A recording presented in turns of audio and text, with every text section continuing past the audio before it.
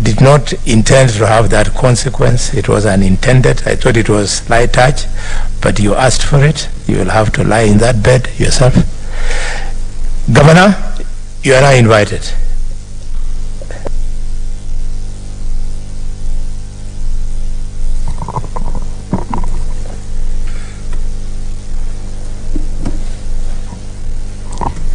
Thank you, Chair, for the opportunity, and good afternoon, honorable members of the Senate. Mr. Chair, my learned friend, Mr. Dr. Mutembei has been very colorful in his opening remarks. I have a disclaimer that I'm not a very good student of history, or I might not be as philosophical as he has been. I'll therefore stick to the issues before the Senate.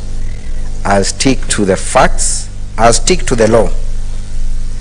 And that is what has brought us here today. Honorable members. Sorry, before you address us, the record has not answered, has not captured your name. So introduce yourself fully and then you proceed. Much obliged, Honorable Chair, and apologies. My name is Elias Mutuma, one of the councils representing the governor in these proceedings.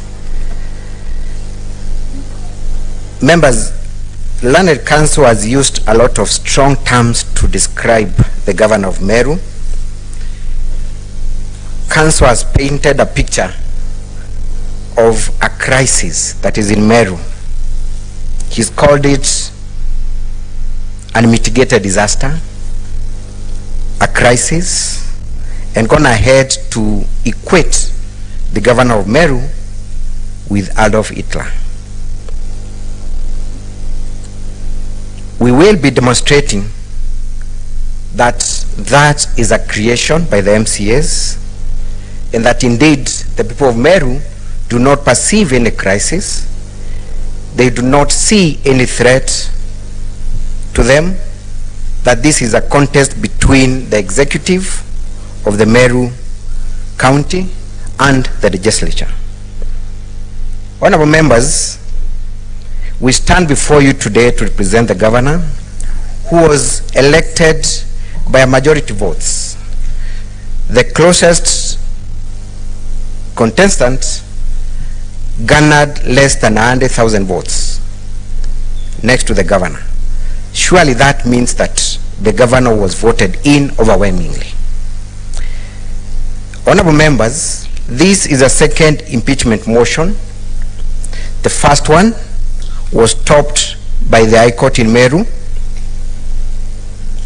and that conservatory orders were issued preventing the county assembly from in any way debating the impeachment motion, but in defiance of the court orders, they proceeded to do that.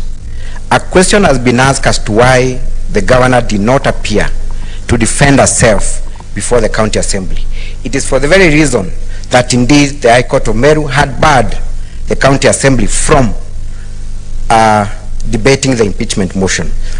Our client risked being in contempt of court had she participated in those proceedings. So that should be able to answer the question as to why the governor never appeared before the county assembly of Meru.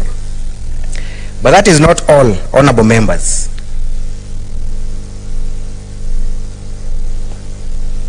That is not all, honorable members. Impeachment proceedings, and the High Court, the Supreme Court, and the Court of Appeal has given this guidance that they are quasi-judicial in nature, that the county assembly ceases to be a legislative house and assumes the role of an arbiter to investigate and establish whether indeed facts that have been tabled before it are correct or not. We will have evidence before this house showing that indeed the entire house was not impartial.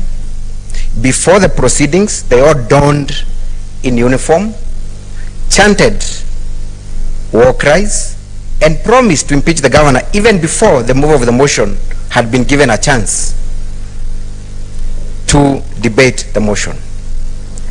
Our simple argument to that extent is that the house was not impartial, and that had been demonstrated even before the impeachment was properly placed before the House. The governor is here to answer to the impeachment motion approved by the County Assembly of Meru and to demonstrate her innocence and give a side of the story.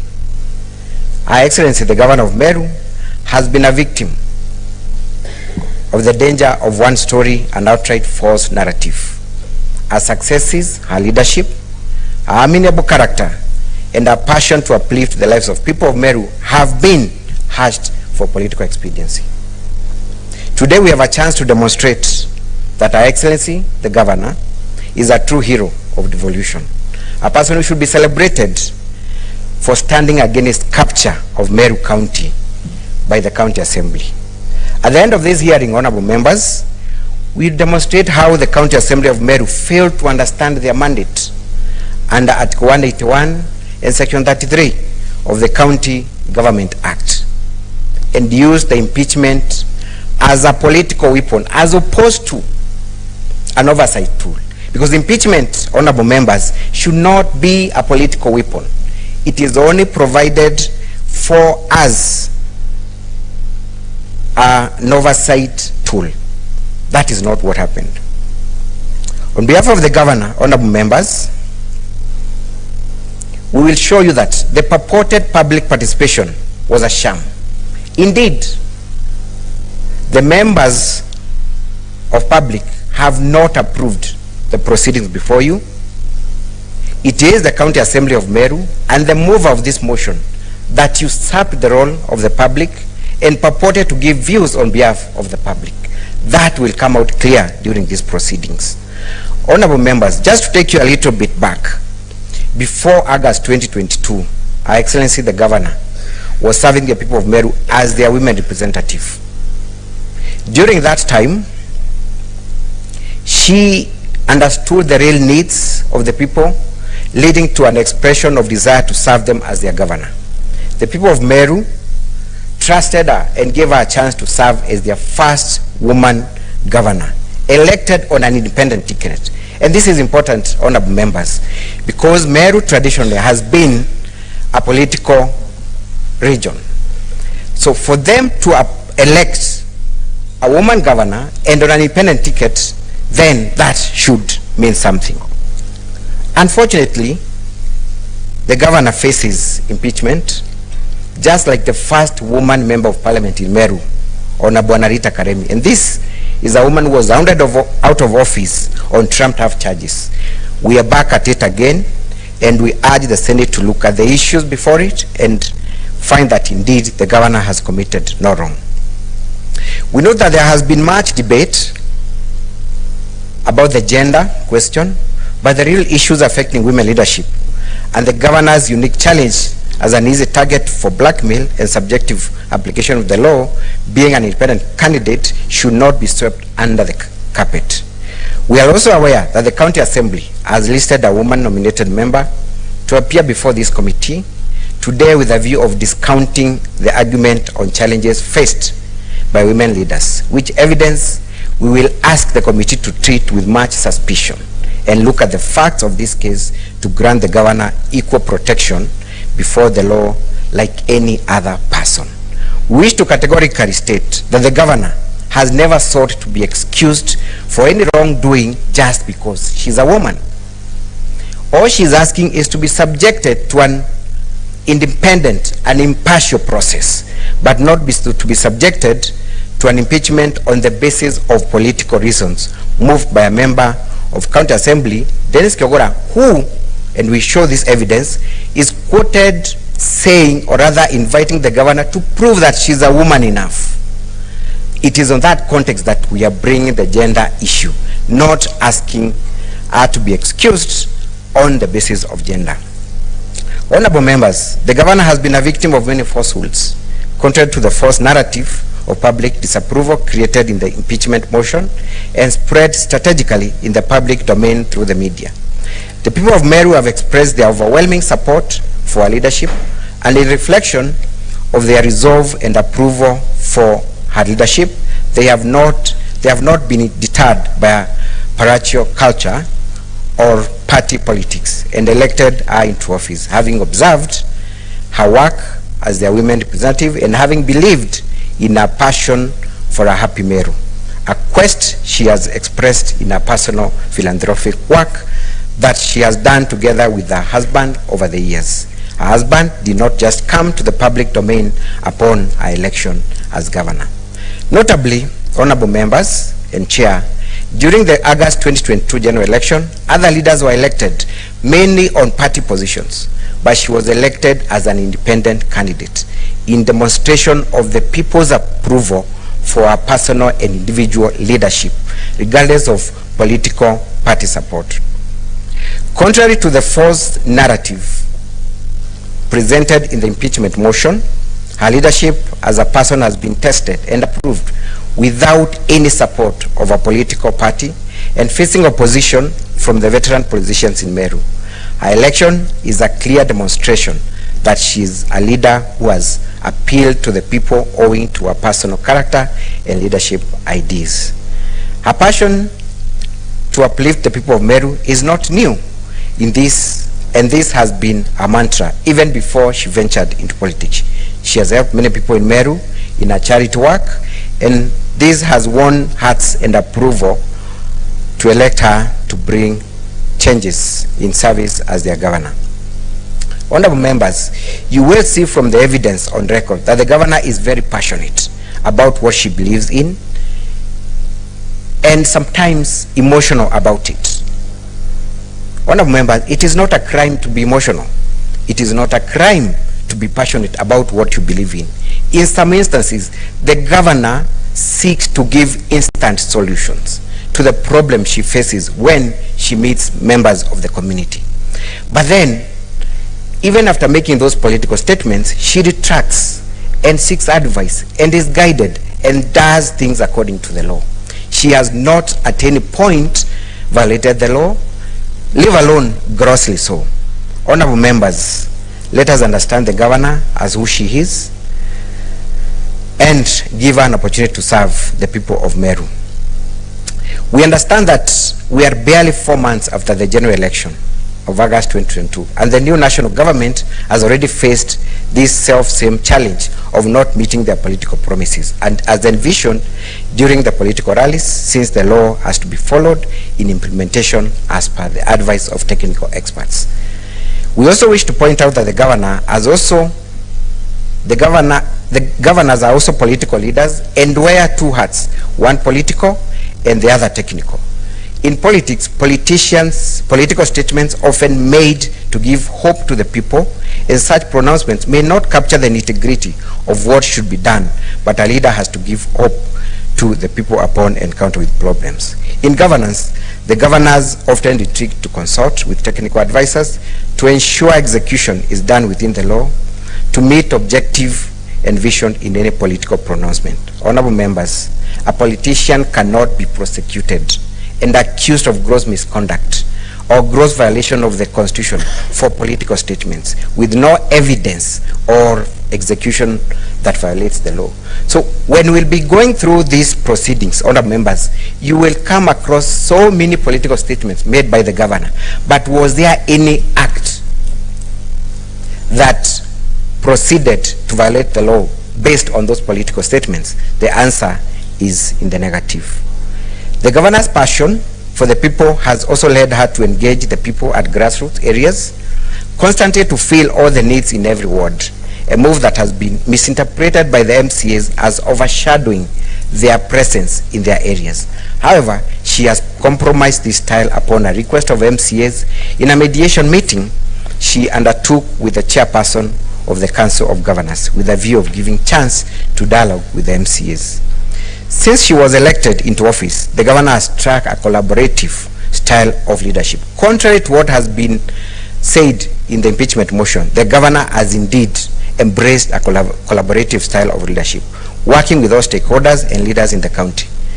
Contrary to the false narrative run in the impeachment motion that she works in isolation, she has made tremendous efforts, humanly possible, to engage the elected leaders in Meru County, but they have turned down our request time and again. She has regard of all elected Turned out leaders. to be what? They have turned out to be what? They are turned down her request. Oh, okay. Yes. She has regard for all elected leaders, and the evidence to be presented will demonstrate this. In bringing the leaders of Meru to work together, the governor has sought a consultative forum from the MCAs, which has been snubbed. She has also followed up on the request of MCAs, including a demand that her husband ceases to attend official public functions. If you note, honorable members, the spouse of the governor has not made any public appearance from 26 October. That was based on a demand by MCAs, and the governor went out of her way to ensure that indeed she has cautioned her husband to stay out of the limelight, if indeed that was the problem with the MCAs. The members of the County Assembly have, however, been impatient and uncooperative in many ways, mainly putting demands that extend to an overreach of their mandate and a desire to usurp the functions of the governor. The MCAs have constantly, openly said that the governor must listen to their demands before they can do their work in the County Assembly. It is in the law that she should make a maiden address in the County Assembly. You will realize that one of the charges, honorable members, is that the governor tried to force her way into the County Assembly. The maiden address by the governor is a statutory requirement, and indeed the Speaker of the County Assembly of Meru gazetted that day when the governor was supposed to appear before them and address them on that issue. The governor, in that invitation and pursuant to that gazette notice, appeared before the County Assembly, and to her shock, the County Assembly doors were locked. However, she was still ushered in later by the Speaker of the National Assembly.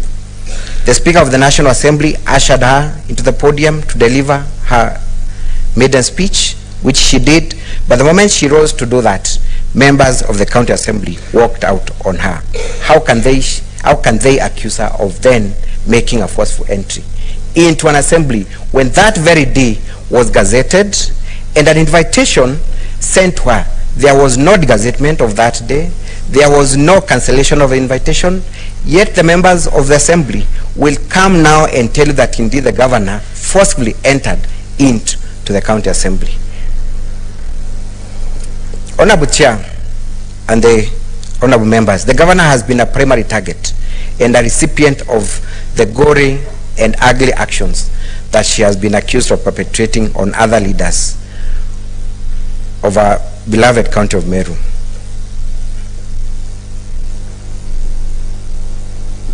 There is no single evidence from any of the elected leaders in Meru, be it the senator, be it the cabinet secretary, that has come out to claim that they have been disrespected by the governor. There is no single affidavit produced in support of that allegation, and therefore we are inclined to say that indeed this is a creation by the MCAs and that other leaders in the Meru County are in good working relations with the governor. Indeed, honorable members and chair, you will find a letter by the governor herself inviting all elected leaders, including MPs, senators, MCAs, for a consultative meeting at the official residence of the governor. None of the leaders appeared. If indeed the governor was not keen in working with other leaders, why would she officially invite them to a consultative meeting? Why would they snub that meeting? Who has the problem? Is it the governor or the MCAs? Honorable members, we are happy that the law grants the governor this chance to demonstrate her innocence before you after being victimized in a political process of impeachment conducted by the County Assembly of Meru. As we answer to the impeachment motion in the course of this hearing, we shall be able to demonstrate, one, that the impeachment motion introduced, debated and passed in the County Assembly of Meru was unjustified, and the sole motivation was the personal interests of few at the expense of service delivery of the people of Meru. The impeachment motion debated, passed by the County Assembly of Meru did not meet the threshold on the grounds for removal as envisaged under Article 181 and Section 33 of the County Government Act. The mover of the motion did not provide any evidence, just like before this tribunal, of any value in support of the motion, apart from very sentimental quotations and assertions. The purported public participation in support of the motion for impeachment was a sham, a creation and imagination of the mover of the motion without any public approval in affront to the Constitution. We shall demonstrate how low the County Assembly went in desperation to tick the box of public participation. Citizens who supported the governor and desired the motion defeated were beaten, harassed, insulted, and violently chased away from the grounds when the sham public participation was being managed. Suffice to note, honorable members, that the public participation exercise was being spearheaded by the very MCAs who are the accusers in this motion. Mr. Chairman and honorable members, the governor has been accused of failing to work with other leaders in the County Assembly. At the end of the hearing, we will demonstrate that the allegations against the governor in the impeachment motion have not been substantiated as required in law. You will get a chance to peruse the documentary affidavits and evidence that we have tendered.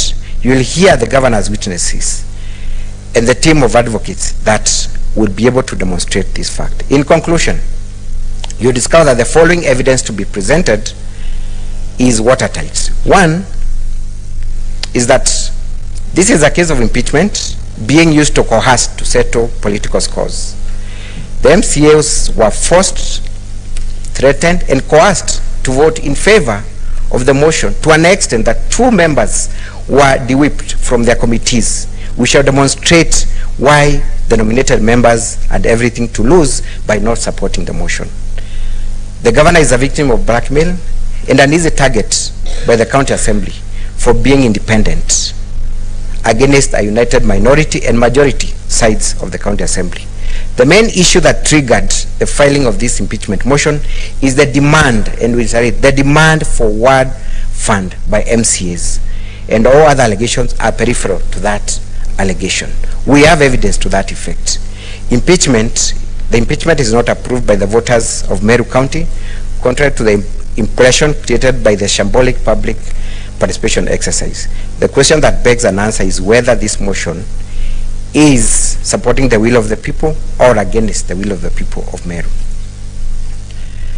We submit that this is a case of abuse of power, where again MCAs are using impeachment as a weapon as opposed to a tool for oversight.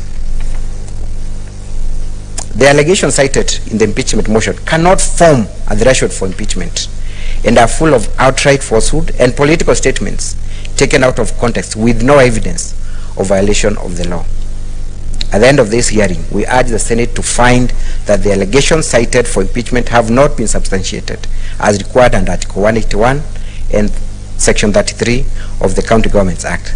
The process did not comply with the law, and the same cannot be sustained by the Senate. Honorable members, I respectively beg to sit down unless you have any questions for me. Thank you.